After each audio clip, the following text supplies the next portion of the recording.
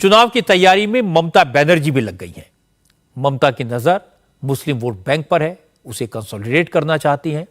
आज ममता बनर्जी की सरकार ने कोलकाता में इमामों और मुअज्जिनों का सम्मेलन किया, जिसमें पूरे पश्चिम बंगाल से माइनॉरिटी कम्युनिटी के रिलीजियस लीडर जुटे।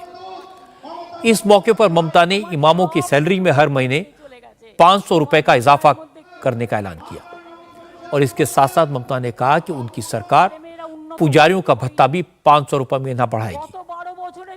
अब बंगाल में इमामों को 3000 रुपए और पुजारियों को 1500 रुपए हर महीने मिला करेंगे।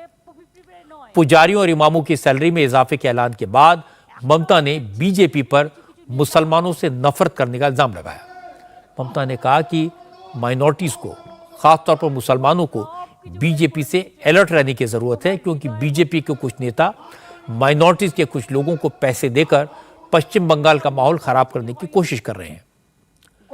और इसके बाद ममता ने यह भी कह दिया कि बंगाल के लोगों को सीपीएम और कांग्रेस से भी बचकर रहना चाहिए, क्योंकि बीजेपी, सीपीएम और कांग्रेस आपस में मिले हुए हैं।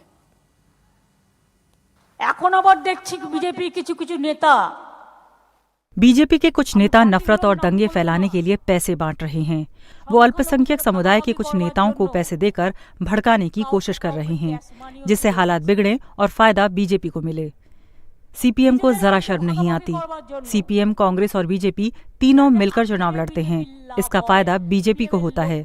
सब मिलजुल कर राजनीतिक लड़ाई लड़ रहे हैं। मैं कोई नई बात नहीं कह रही हूँ, ये बात तो सब जानते हैं।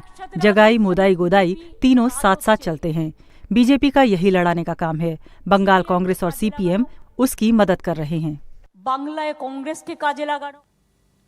इसके बाद ममता बनर्जी ने यूनिफॉर्म सिविल कोड, एनआरसी और सीएए की बात की।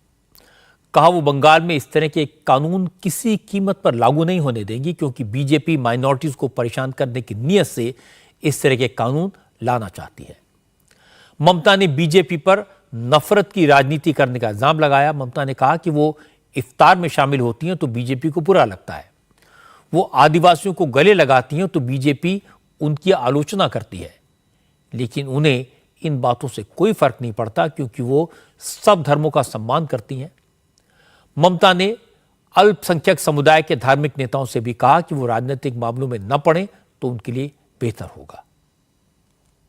क्या जब तक जिंदा रहेगा आप लोगों को बहन का तरह, आप लोगों का घर का बेटी का तरह, आप लोगों को घर का माँ का तरह, आप लोगों को घर का अम्मा का तरह हम आपका साथ रहेगा।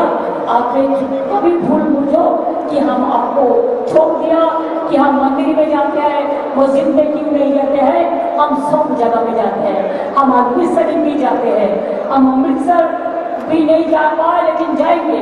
हम काली मंदिर में जाते हैं, हम हर मंदिर में जाते हैं, मस्जिद में भी जाते हैं, दरगाह में भी जाते हैं, अजान भी हम पढ़ लेते हैं, रमजान भी करते हैं, शबे बरात में हमको हलवा भी आता है। और पता लगाइए कि हम सब जगह में जाते हैं। आप लोगों ने अच्छा रहिए, सुंदर रहिए और कामयाबी होइए। हम होंगे कामयाब, हम होंगे कामयाब, हम होंगे कामयाब एक दिन। मैं तो कह दिया कि कोई वो हमको डर दिखाता है, हमको कहते हैं तुम्हारा लिए हम कफन ले आएगा। हम बोलते हैं कफन क्या ले आओगे तुम, कफन हमारा लिए इंतजार करते हैं, हम कफन के डरते नहीं है। हमारा ऐसा पावर है, ये आपका पावर है।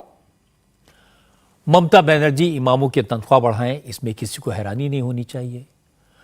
ममता बनर्जी बीजेपी का नाम लेकर मुसलमानों को डराएं, इसमें भी किसी को आश्चर्य नहीं होना चाहिए। अचरज की बात तो यह है कि ममता ने बंगाल के लोगों से कहा कि बीजेपी, सीपीएम और कांग्रेस आपस में मिले हुए हैं। अब लोग पूछ सकते हैं कि ममता तो पटना और बेंगलोर में दो बार कांग्रेस और सीपीएम के नेताओं के साथ मीटिंग कर चुकी हैं। मोदी के खिलाफ जो अलायंस बना है उसमें ममता के साथ साथ राहुल गांधी और सीताराम येचुरी भी मीटिंग में मौजूद थे। तो फिर बंगाल में सीपीएम और कांग्रेस बीजेपी की मदद क्यों करते हैं?